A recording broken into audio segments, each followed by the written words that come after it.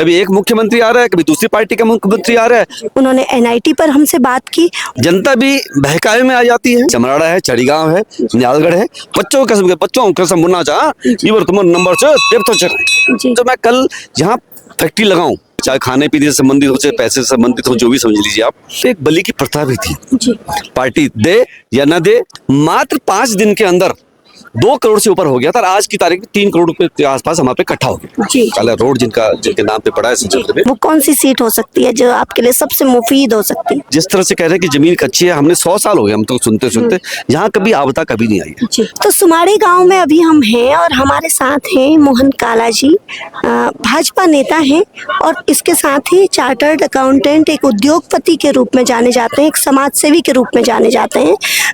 आज अपनी जमी पर आए हैं जहां उन्होंने जन्म लिया और उसके बाद वो पढ़ने लिखने के लिए भले ही यहाँ से बाहर निकले, लेकिन अपनी ज़मीन को नमन करना, अपनी ज़मीन को देखना, अपनी जन्मभूमि के लिए वो बार बार लौट करके यहाँ आते रहे हैं। प्रतिवर्ष आते हैं, कई बार आते हैं अब तो, जब से राजनीति में उन्होंने कदम रखा। और उससे पहले भी हमने ये जो आज का जो आयोजन है इसको जब कवर किया तो देखा कि मोहन काला जी जरूर आवश्यक रूप से यहाँ पर उपस्थित रहे हैं और कार्यक्रम में अपनी महत्वपूर्ण उपस्थिति दी है। आज भी वो यहाँ पर उपस्थित हुए हैं।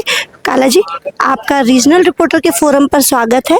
हमारे दर्शकों को मैं चाहती हूँ कि आप ये बताएं कि मोहन काला जी जब उनका जन्म हुआ और उस दौरान जो इस कार्यक्रम का जो आयोजन होता था और अब जो कार्यक्रम का आयोजन हो रहा है उसमें क्या अंतर देखते हैं?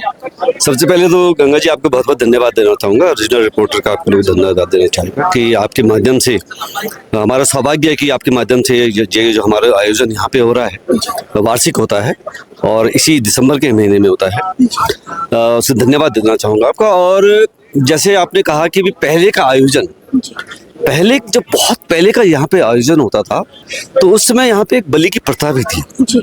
लेकिन हमने 1947 से पहले अंग्रेजों के काल में ही ये प्रथा यहाँ पे बंद कर दी थी जी। हमारे यहाँ डॉक्टर भोलादत्त काला जी रहे हैं, जो काला रोड जिनके नाम पे पड़ा है संजय में। तो उन्होंने बड़े बुद्धिजीवी लोग हैं, पढ़े लिखे लोग हैं यहाँ पर, तो सबने ये डिसाइड किया कि ये बलि की प्रथा जो है ठीक नहीं है, सही नहीं है, उसको रोक देना चाहिए। तो उसको रोका गया। लेकिन यहाँ पर लगातार हमारी ये प्रथा रही है कि हर साल हमारे पूर्वजों के लिए माँ गौरा का आशीर्वाद लेकर के, और यहाँ पर जो हमारे पहले के पूर्वज रहे हैं जिन्होंने यहाँ पे त्याग किया है, बलिदान किया है, सभी जानते हैं कि टेरी के राजा थे उस समय और कुछ ऐसी घटना घट रही थी कि भाई उनके द्वारा ये कहा गया, पंथा एक बहुत बड़ा नाटक भी हुआ है। राकेश भट्ट जी ने भी काफी कई बार उन्होंने बॉम्बे से लेके दिल्ली से लेके देहरादून सभी जगह उनके नाटक भी किया है पंथा दास जी के नाम पे। तो उस समय जो टेरी के राजा थे उन्होंने कहा कि भाई या तो आप गांव छोड़ दीजिए या फिर जो है आपको जो हमारा जो कह रहे हैं वो करिए, या फिर आपको बलि देनी पड़ेगी, हर परिवार से देनी पड़ेगी। तो पहले का जब ये था कि भाई वो जो बलि की प्रथा उसमें चली, उसमें पंडित जी ने योगदान दिया अपना, मतलब अग्नि में कुंड में चले गए थे। और उसके बाद भद्रा चाची थी, उन्होंने अपना जो है बलिदान दिया। उस समय जो पंडित जी की उम्र थी करीबन 13 साल के थे और भद्रा चाची जो है करीबन 55-60 साल की थी। और भावना में से कीर्ति करके नाम था, कीर्ति भावना था, उनकी उम्र 7-8 साल थी मात्र। उन्होंने यहाँ पीछे ही हमारे यहाँ पे है अग्निकुंड था, वहाँ पे किया उन्होंने, वो किया उनकी याद में, उनके जिससे कि उनको स्वर्ग की प्राप्ति हो, उसके लिए यहाँ पर हर साल यहाँ पर यज्ञ होता है। उनकी याद में माँ गौरा का आशीर्वाद लेते हैं, जो हमारी कुल देवी है, उसका आशीर्वाद लेते हैं और यहाँ पे हर साल यहाँ पे हम लोग यज्ञ करते हैं। पहले उतना भव्य नहीं था क्योंकि लोगों का दूर दूर से आना संभव नहीं बनता था। अब तो बहुत सारी सुविधाएं बन चुकी हैं और लोग थोड़ा और ज्यादा संपन्न भी हो चुके हैं, तो उसमें इतना ज्यादा मात्रा में नहीं होता, लेकिन फिर भी भावनाएं लोगों की जो आस्था की भावनाएं थी यहाँ जुड़ी हुई थी, लगातार यहाँ पे लोग आते रहते। अब मैं देख रहा हूँ, मैं लगातार कम से कम 30 साल से मैं लगातार आता हूँ, यहाँ पे आ रहा हूँ। और जो 30 साल पहले जो आयोजन होता था अब उसका रूप और धीरे धीरे बढ़ता चला जा रहा जी है। लोगों की आस्था यहाँ पे ये समझ लीजिए इतनी बड़ी आस्था है यहाँ पे। हमारा यहाँ पे भवन था पुराना वाला, अभी हमने इसको जो है वो किया है, जीर्णोद्धार कर रहे हैं इसका। जी हमें मात्र 70 से 80 लाख रुपए चाहिए थे उसके लिए। जी। लोगों की भावनाएं देखिए, मात्र 5 दिन के अंदर 2 करोड़ से ऊपर हो गया था और आज की तारीख में 3 करोड़ रुपए के आसपास हमारे पे इकट्ठा हो गया। जी मतलब 4 गुना पैसा हमारे पास इकट्ठा हो चुका है। ये लोगों की भावना है गांव के प्रति जी और समर्पित है उनके उन गांव के लिए, देवी के प्रति। देवी के प्रति जी। और पूर्वजों के प्रति। जी। हमने पूर्वजों को बहुत चाहा, बहुत माना जी। और यही आशीर्वाद है कि माँ गौरा के साथ साथ हमारे पूर्वजों का भी आशीर्वाद जी। हमारे साथ में रहा और यही कारण है कि पूर्वजों की आपने बात की। पूर्वजों का मतलब उनकी वो थाती भी है जो गांव के रूप में है, जो जहां आप लोग खेले हैं, जहां आप लोग जन्म लिया है, जिसकी सुख सुविधाओं का ख्याल रखने के लिए सरकार नाम की संस्था होती है। आपको क्या लगता है अभी जो वर्तमान में सुमाड़ी गांव की जो स्थिति है उसको आप किस रूप में देखते हैं? एक एनआईटी यहाँ के लिए स्वीकृत हुआ और अभी तक एनआईटी यहाँ शुरू नहीं हो पाया है, वो एक अस्थायी परिसर में ही चल रहा है अभी तक। क्या कहेंगे आप इस पर? जी बिल्कुल सही कह रहे हैं। हमारे पूर्वज यहाँ पर जब रहे हैं जी तो दूर दूर गांव तक 3-3, 4-4 किलोमीटर हमारे पूर्वजों के यहाँ पे जमीनें थी पड़ी हुई थी। अब लोग संपन्न हो चुके हैं, पहले खेती का करते थे जी और अब संपन्न हो चुके हैं कि सबको जो है खेत तो वैसे बंजर हो चुके हैं, खेती कुछ है नहीं यहाँ पे। तो हमारे लोगों ने आज से करीब करीब 15 साल पहले, 16 साल पहले ये निर्णय लिया कि ये जो जमीन हमारे पे पड़ी है, बहुत पड़ी हुई है, इसका सदुपयोग किया जाए। तो इसका सदुपयोग कैसे किया जाए कि हमारे यहाँ बुद्धिजीवी बहुत है, पढ़े लिखे हैं, जानते हैं कि कुछ ऐसा किया जाए जिसका असर जो है 10 साल, 20 साल, 100 साल नहीं, हजारों साल आने वाले पीढ़ियों के लिए, पीढ़ियों से दर पीढ़ियां चलती रहे, ऐसा कुछ किया जाए। सरकार ढूंढ रही थी कि भी जमीन मिले जी और ऐसी जमीन मिले जहां पर कोई पैसा देना न पड़े, कोई शर्त न हो और बिल्कुल जो है निस्वार्थ भाव से जो है जमीन दी जाए, दान में दी जाए। हम लोगों ने मीटिंग बनाई।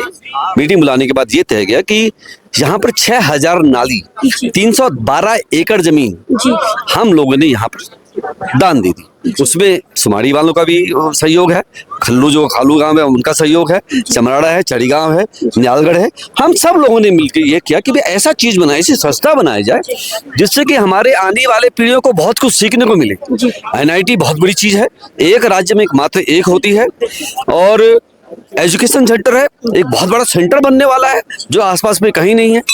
तो इस तकनीकी शिक्षा के मामले में एक केवल जो है मात्र एक राज्य में एक ही होता है, वो जो है हमने किया।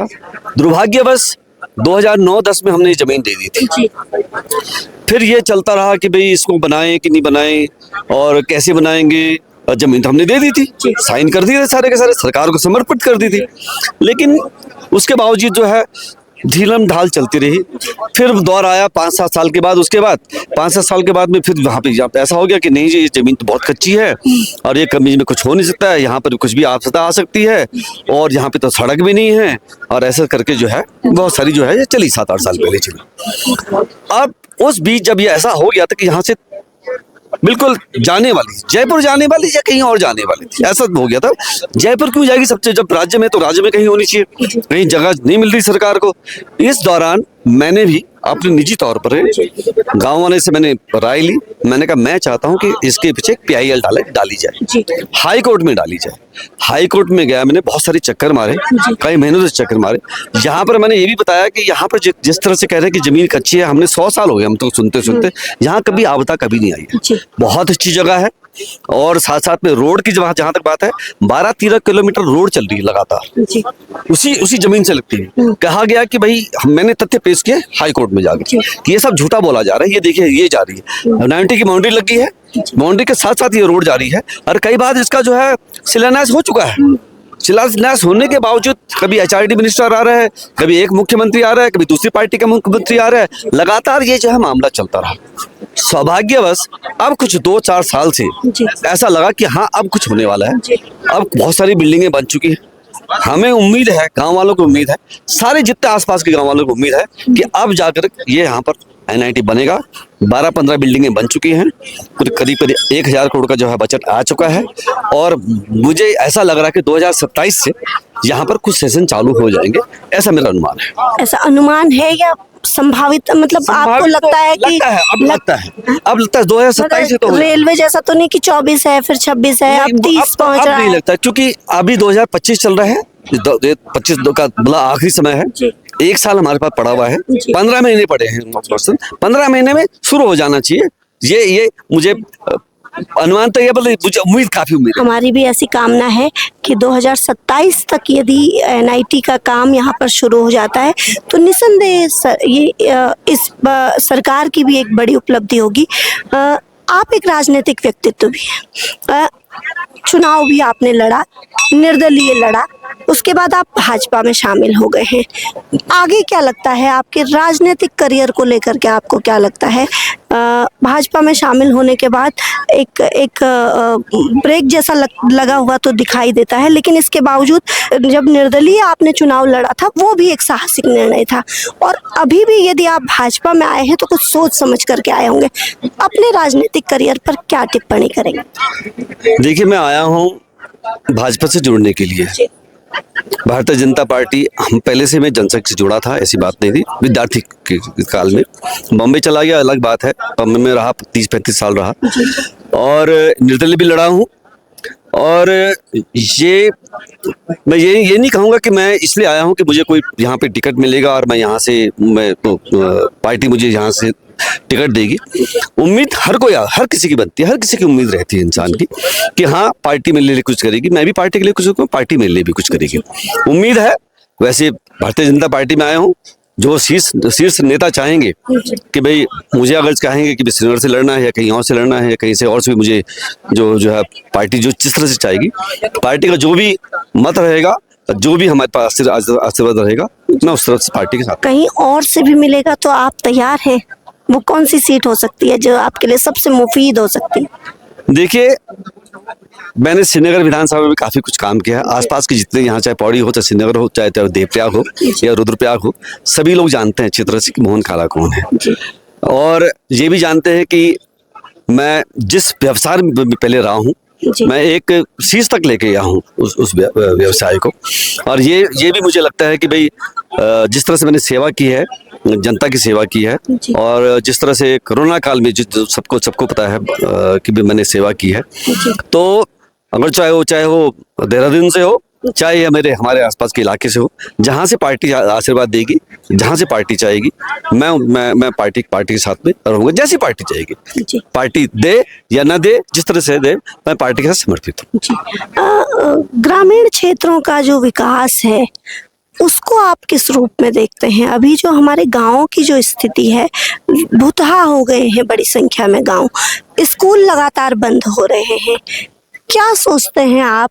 उत्तराखंड का जो विकास अभी चरम पर बताया जा रहा है कि बहुत बड़े पैमाने पर विकास चल रहा है, आपको क्या लगता है विकास आपको, आप किस दृष्टि से देख रहे हैं?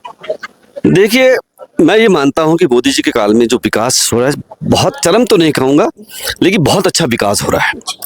क्या होता है कि किसी भी चीज को, किसी भी स्थान को डेवलपमेंट करने के लिए, आसपास के इलाके को डेवलपमेंट करने के लिए सबसे पहले इंफ्रास्ट्रक्चर जो होता है बहुत जरूरी होता है। रोडें बहुत अच्छी बन गई हैं, हाईवे बहुत अच्छे बन गए हैं, रेलवे लाइन आ रही है। तो ये जो श्रीनगर से लेके ऋषिकेश से लेकर के कर्णप्रयाग तक का जो रास्ता रहेगा, उसका तो विकास होना ही होना है, उसमें कोई दो राह नहीं। लेकिन रेलवे से और सड़कें जो जिस तरह से आई है, उस तरह से उसका विकास, उससे फर्क पड़ेगा।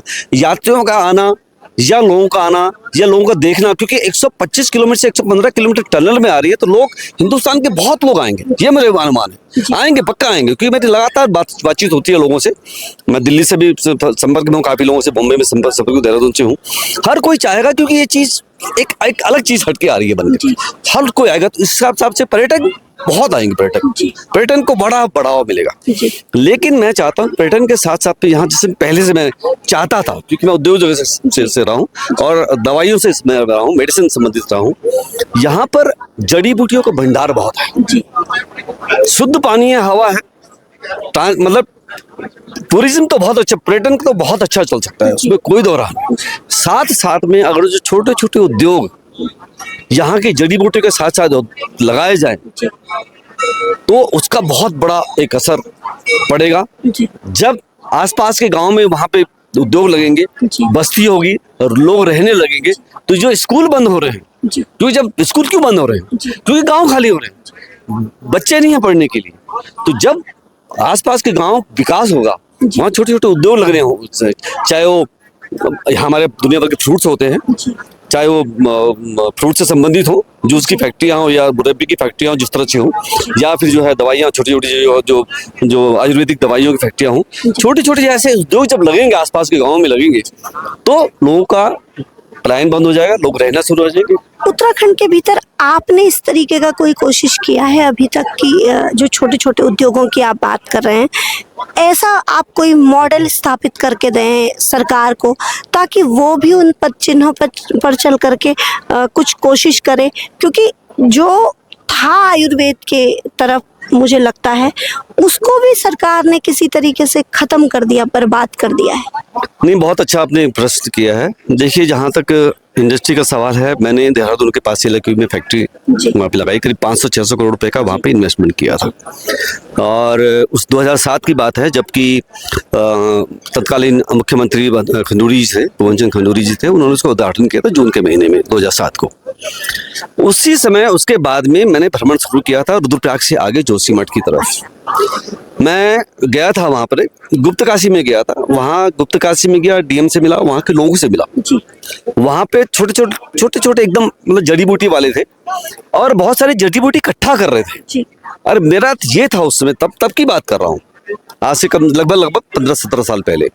मैं चाहता था कि यहाँ पर कुछ छोटे छोटे ऐसे उद्योग लगाए जाएं जो जड़ी बूटी से संबंधित, जैसे मैं आप बात कर रहा हूँ आज के बाद। दुर्भाग्यपूर्ण जब पॉलिसी सही ना हो, कानून सही नहीं हो, नियम सही ना हो, जड़ी बूटी से संबंधित, जड़ी बूटियों को निकालने से संबंधित, जंगलों से लाने से संबंधित या जड़ी बूटी पैदा करने से संबंधित, वहां जब मैंने लोगों से पूछा, बातचीत वगैरह की, तो लोगों का ये कहना था, साहब हमारा ट्रक वहां फलाना जगह पे गया, लेकिन सीज कर दिया गया, बंद कर दिया। क्यों? बोला था तो हमारे खेत से, लेकिन उन्होंने कहा नहीं, इसका वो लेके आओ, बताओ कहाँ से खेत से लिया कि नहीं लिया, ये तुम्हारे जंगल से ले लिए।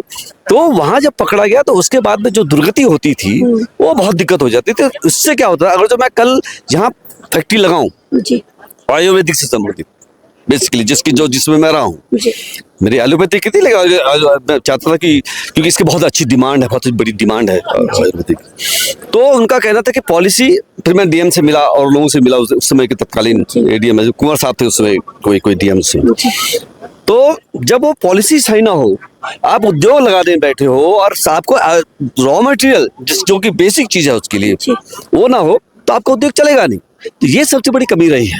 गवर्नमेंट की पॉलिसी अगर जो सही हो, ठीक ठाक हो, जिससे कि लोगों को, उद्योग चलाने वालों को दिक्कत ना हो, तो यहाँ पे बहुत कुछ हो सकता है। जी। अपनी बात को समेटते हुए मैं ये जानना चाहूँगी कि जब आपने निर्दलीय चुनाव लड़ा तो देखा हमने कि आपके जो नामांकन था उसमें बड़ी भारी मात्रा में भीड़ रही, लेकिन जब वोटों का प्रतिशत देखा गया तो वो बहुत कम रहा। तो जो ये वोटरों का जो ये जो सिनेरियो है, इसको आपने किस रूप में समझा? 2 चुनाव आपने लड़े। जी हाँ, मैंने जब 2017 का चुनाव लड़ा था और जो भीड़ ही कहूँगा मैं, जनता, क्योंकि जनता तो मेरे साथ में थी नहीं, क्योंकि जब वोट नहीं मिली तो जनता साथ में नहीं थी। जो पौड़ी का माहौल था, तो वहाँ के पौड़ी के लोगों का, दुकानदारों का, सभी का कहना था कि ऐसी जनता, इतनी भीड़ जी हमने अभी तक कभी देखी नहीं है 50-60 सालों में। जी इतने सारे कंडोलिया से लेकर के नीचे जो रामला ग्राउंड है वहां तक पूरी जनता थी, पूरा माहौल ऐसा बना हुआ था। तत्कालीन मुख्यमंत्री हरीश रावत जी थे और उन्होंने जो है एसएसपी का फोन आया था मुझे कि भाई वो लोग पूछ रहे हैं कि भाई इतने सारे भीड़, इतनी सारी जनता है, यह हुआ है, तो बड़ा उनको भी लगा कि कुछ पता नहीं कुछ होने वाला है। जी तब का उसके बाद दूसरी बार तो मैंने उतना नहीं किया, लेकिन हाँ जनता मेरे साथ में रही, श्रीनगर में रही, सब जगह रही और पूरे पूरे पूरे क्षेत्र में रही। जी लेकिन जब आखिरी का दिन आते हैं, जी जो बोलते हैं ना बिल्कुल कत्ल की रात होती है, जो भी है कहना हो, बस वो जो जो जो पार्टियां जो जो राष्ट्रीय पार्टियां हैं जी और जो माहौल बनाती हैं दो तीन दिन, चाहे खाने पीने से संबंधित हो, चाहे पैसे से संबंधित हो, जो भी समझ लीजिए आप, और लोगों को बहकाया जाता है कि भाई ये निर्दलीय करेगा क्या, इसके बस का नहीं है, अपना अपना वोट खराब मत करिए, मत दीजिए इनको, ये हो सकता है कल किसी और राष्ट्रीय पार्टी में चले जाएंगे। तो वो जो माहौल जब लोगों को समझाया जाता है और बुलाया जाता है रात और रात जब वो चलती हैं 2-3 दिन रातें जो घटनाएं चलती है ना, उससे तो बहुत ही पूरा पलट गया।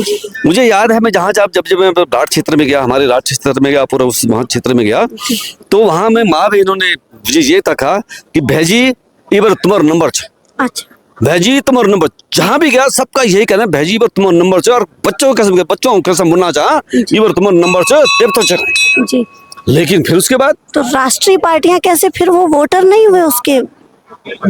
अभी जो भी समझ लिया, बहुत सारे ऐसे होते हैं, फ्लोटिंग वोट बहुत होती है, जी जो 25 से 30% ही ऐसे लोग होते हैं जो कि किसी पार्टी से जुड़े होते हैं। जी जो फ्लोटिंग वोट होती है, जो किसी पार्टी में होती नहीं है, उनको कैसे मोटिवेट किया जाए इन पार्टियों को बहुत अच्छी तरह से पता है। जी। इसलिए निर्दलीय जो है को जीतना बहुत मुश्किल पड़ता है। जी अंतिम सवाल, जी। आपने कहा देखिए हर सामाजिक व्यक्तित्व की एक राजनीतिक महत्वाकांक्षा होती है, निसंदेह होती है, आपकी भी रही, इसमें कोई वो नहीं है, मतलब ताज्जुब नहीं है कि आपकी भी रही। एक प्रभावशाली व्यक्तित्व, एक ईमानदार व्यक्तित्व होने के साथ साथ आप जमीन से जुड़े हुए व्यक्तित्व भी रहे हैं।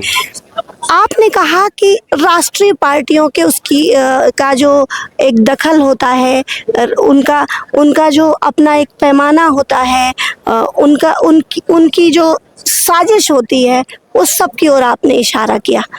उसके बाद आप एक राष्ट्रीय पार्टी से जुड़ गए, ऐसी क्या जरूरत पड़ी?